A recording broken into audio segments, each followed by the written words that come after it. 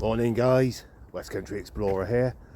Now last night I was camping out sort of near Jack Uppertons Gibbet on the Angmering Park estate, and I did a nighttime solo paranormal investigation, and today I'm going to do a normal daytime talk. And what I'm going to do guys is, because my very first sort of video for this channel was Jack Uppertons Gibbet nearly 3 years ago, so what I'm going to do is I'm going to put the link to that video in the description to this one, so you can see how far along I've come in 3 years of doing YouTube videos. I mean, back then I had no idea how I was going to get on with YouTube, but here I am 3 years later. So yeah, if you haven't watched that video, you can go back and watch it, compare. But anyway guys, yeah, I'm going to tell you a little bit about Jack Upperton and his gibbet.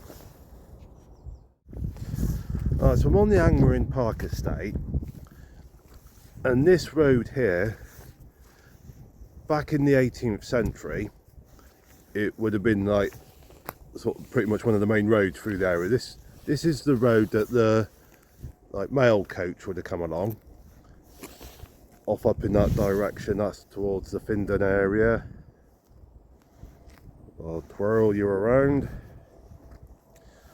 and that goes off onto the Arundel direction. So this is the 18th century equivalent of the current A27, if you want to think of it that way. Back in 1770, there's a gentleman, Jack Upperton. He was about 60 odd years, 60 years old at the time. He's from Burpham, not too far away.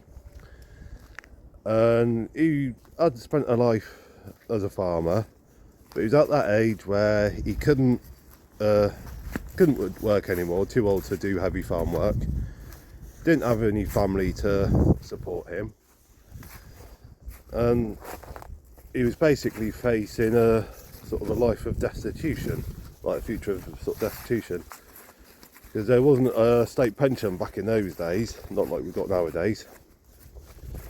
So one thing he did was he robbed a mail coach. It was on its way from the Findon area towards Arundel. Young lad, can't find remember the young lad's name. I think there are some sources on the internet that give the guy's name, the young lad's name. Jack Upperton, he robbed the mail coach, managed to steal some money.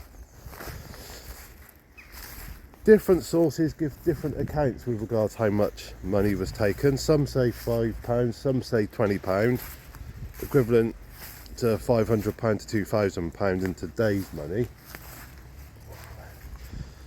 And that's quite a lot of money to take, considering back in those days, gentleman, like a poor person, they only needed 50p for a week's worth of food and all the rest. So to get that kind of money, that would have lasted him a long time.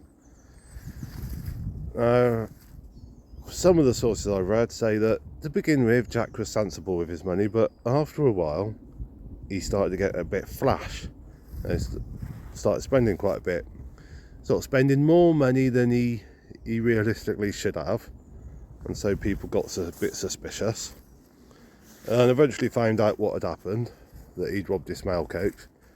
Now, he did have an accomplice. Again, some sources say it was his brother Richard, but we don't know for definite. But anyway, yes, so Jack, he was taken away. He was hung at, I think it was Horsham Jail he was hung. And then his body was tarred and put in a gibbet here. This was 1771 that he was put in a gibbet here. It was either this exact spot or very close by, and we've got a sort of marker to say sort of roughly where he was. Now this bottle of Whitstable bait, I've gone back and watched my first video. Yeah, this bottle was there then, so this bottle's been here for at least 3 years.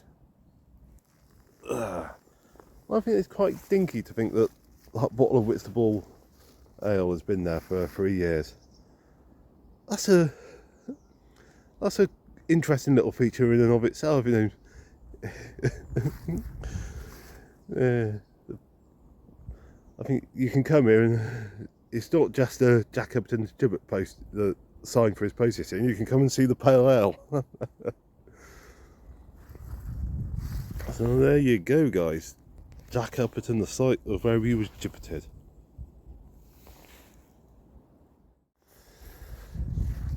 So yeah, I just fancied coming back to the area and doing a video on the Gibbet. And I'm doing other bits and pieces as well.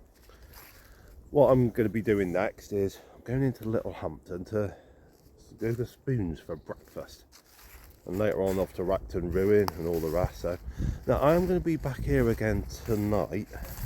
Well, like I said in last night's video, I'm coming here with at least one other person, a friend of mine. Well, yeah, friend. And so we're going to be doing a bit of a group paranormal. I'm going to have to check with them if they're happy for me to do recording. If they are, I'll be doing another paranormal video, a group one. So yes, hope you've enjoyed, guys. A little bit of West Sussex history. I'm off to get breakfast, so I'll see you in the next video. And in the meantime, the usual, stay safe, take care, God bless.